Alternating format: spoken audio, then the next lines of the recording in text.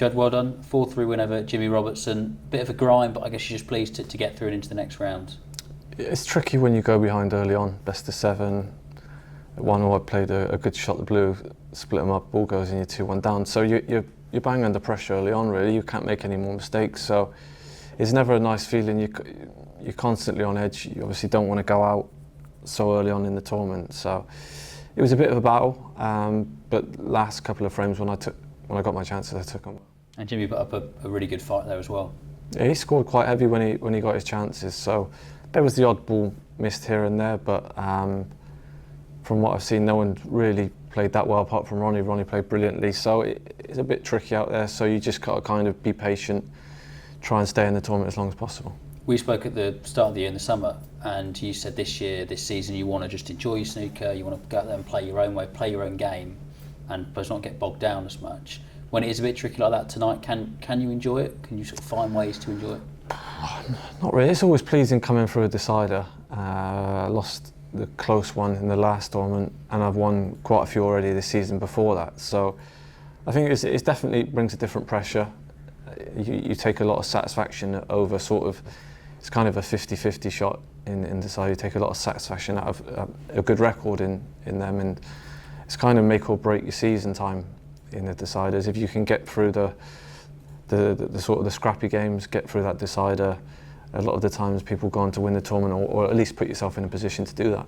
You were saying to press earlier in the week actually that when you win those deciders, it actually gives you confidence throughout the season that you can go deep in tournaments and pick up silverware if you are winning those crunch matches, those deciders. Yeah, I mean, if you can do it under sort of the utmost pressure when you sort of your back's against the wall, you could be going home, then you do take a different sort of satisfaction over winning easy. When there's no pressure, you're kind of just breezing through. So you don't want to have the stress every game, but it is nice when you do get through to kind of just relax yourself and just enjoy it a little bit more.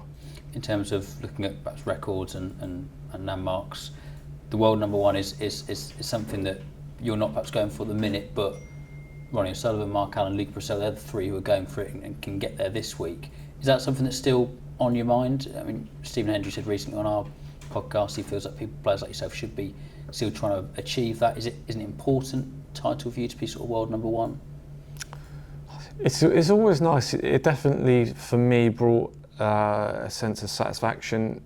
Just telling people when people ask where you're ranked in the world, telling them number one is always a nice feeling. To be considered the best in your sport. So it's definitely something that I felt like I had obviously for 2 or 3 years, and with the ranking system maybe lost it maybe through no fault of my own, and then the results weren't good after, so deserve to be where I am now. But yeah, down the line, but I just need to win. It's as simple as that really. You've got to win the big events. There's a lot more big events this season, so it's a chance to sort of get back a little bit quicker to the top. And yeah, there's obviously 3 players at the moment that are kind of dominating ahead of everyone else, and it's up to a few of us, especially me, to try and claw that back. Yeah, I suppose you'd like it, but it will take care of itself, won't it, if you get the results, if you get the wins? Yeah, if you obviously get the wins, then you're going to be there or thereabouts. But it's nice winning the Masters as well last season, doing well in the invitation events, the Champion of Champions. I think in the past maybe 4 or 5 seasons, my record in the invitation events has been a lot better. So you can't have it all, but yeah, it'd be nice to sort of get back into maybe the top 2 or 3 rather than have to tell people I'm number 4 or 5 in the world. Not too bad though, yeah. I take it. Just want to touch on this part of the world though, in Brentwood, in Essex. You spent a number of years here. What makes this part of the world so special for snooker? I mean, we see the Masters in London always has a cracking atmosphere. You've mentioned before how much you love it there. Not too far away here in Essex, sort of northeast London-ish. Again, it seems like a really good atmosphere out there today, and they really seem to enjoy their snooker and come in their numbers as well. Yeah, it was a brilliant crowd. It kind of always seems to tail off midweek in most tournaments, but it's been brilliant here. Packed crowd tonight, and I think they do enjoy their snooker. I mean, London's such a big city, so many people that it's probably be capable of having 2, 3, 4 events around the city. So it's nice to play in different places.